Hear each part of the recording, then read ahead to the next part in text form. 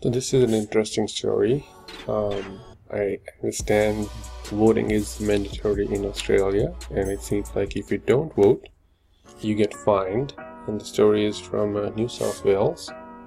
Pre-Christmas fines issued to those who fail to vote in New South Wales council elections.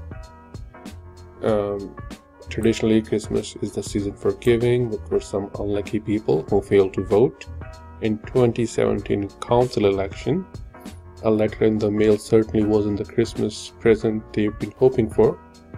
Rather than a greeting card, they got a $55 fine for failing to vote in the local council election.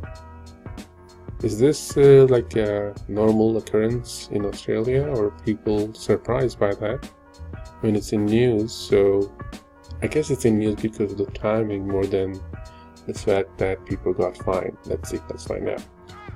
This past September, some election happened. Voting was compulsory, but there were many people like Arncliffe resident Monica. I had no idea there were elections, and then I read it was in September, so I actually checked whether I was in Sydney or not, and yes, it turns out I was, but I had no idea elections were on. She was not pleased. She received the fine right before Christmas, obviously. And she isn't alone. Many others have taken to social media to express their anger after also being issued fines. I got stung, had no idea it was happening.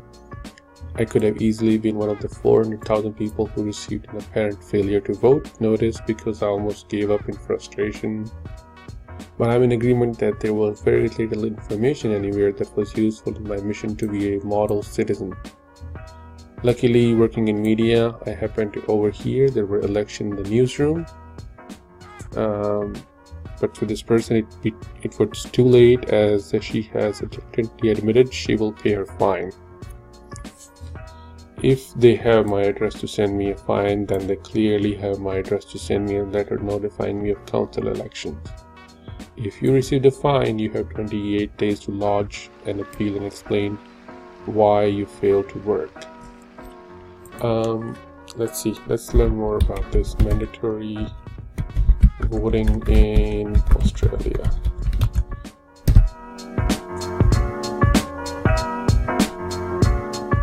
Compulsory voting.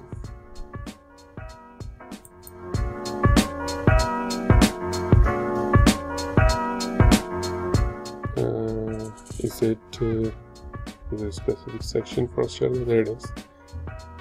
Australia introduced for state election in Queensland in 1915, excluding Aboriginal Australians, obviously, at that time. Victoria introduced compulsory voting in this time.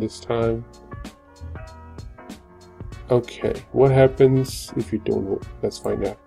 The requirement is for a person to enroll, attend a polling station, have their name marked off the electoral roll as attending, receive a ballot paper and take it to an individual voting booth, mark it, fold the ballot paper and place it in the ballot box.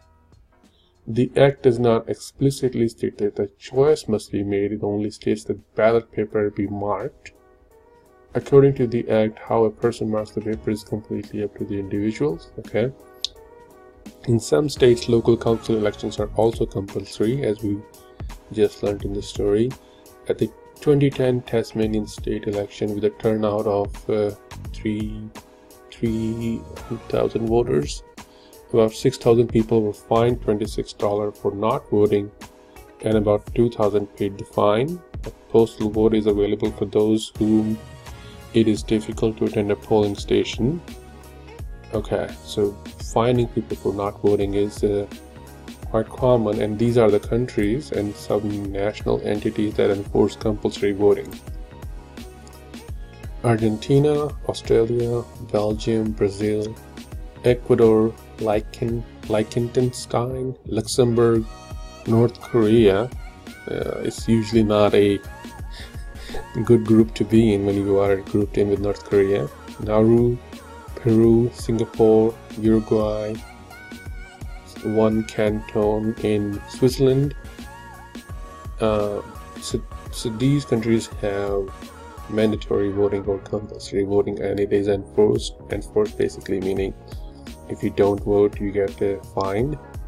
Countries that have compulsory voting by law but do not enforce it: Turkey, Thailand, Paraguay, Panama, Mexico, Libya, Lebanon, men only, obviously, Honduras, Guatemala, Greece, Gabon, Egypt, Dominican Republic, Congo, Costa Rica, Bulgaria, Bolivia.